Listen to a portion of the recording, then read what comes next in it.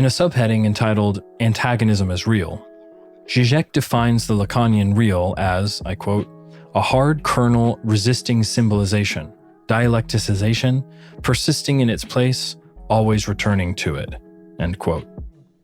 Zizek acknowledges that post-structuralism and linguistic philosophy have addressed the limitations of semantic discussion about what is real, concluding that language cannot exist outside the context of its commentary.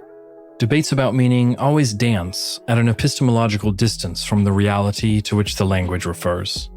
A text has literary value only of its own merit, and presents but an experience of truthiness that will never actually represent the real that transcends the linguistic context of the discussion.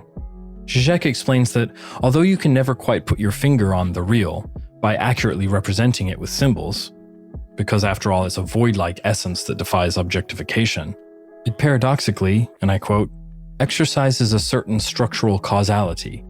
It can produce a series of effects in the symbolic reality of subjects, end quote.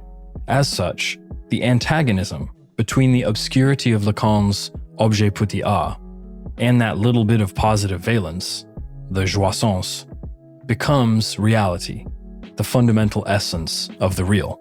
Zizek provides some paradoxical examples of antagonism as the real. One is the experience of falling in love.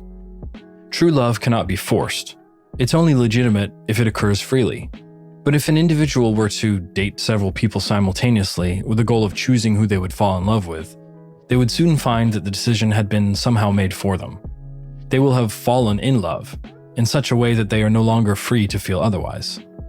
Another example is evil. From the collective stance, evil is the embodiment of the act that brazenly causes suffering to others. However, if a so-called evil person is isolated in a jail cell, with no opportunity to harm others, evil no longer depends on its manifest action.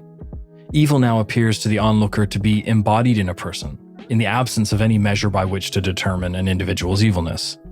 The real is not the flawed attempt at resolving these paradoxes, but their inherent antagonism.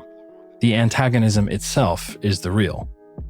The realness of antagonism, as distinct from the inadequacy of assertions of the real, appears in the American socio-political debate, in hot-button issues, like the irreducibility of ethical and material perspectives on abortion, or the alternating places of race and racialized in the explicit discourse of implicit bias.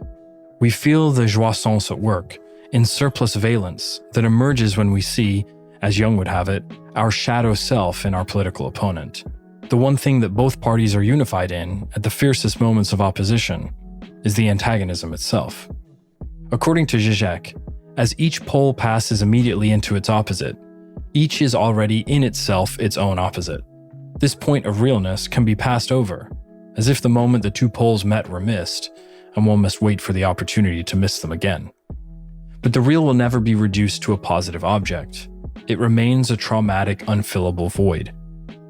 The impossibility of the negation is the real.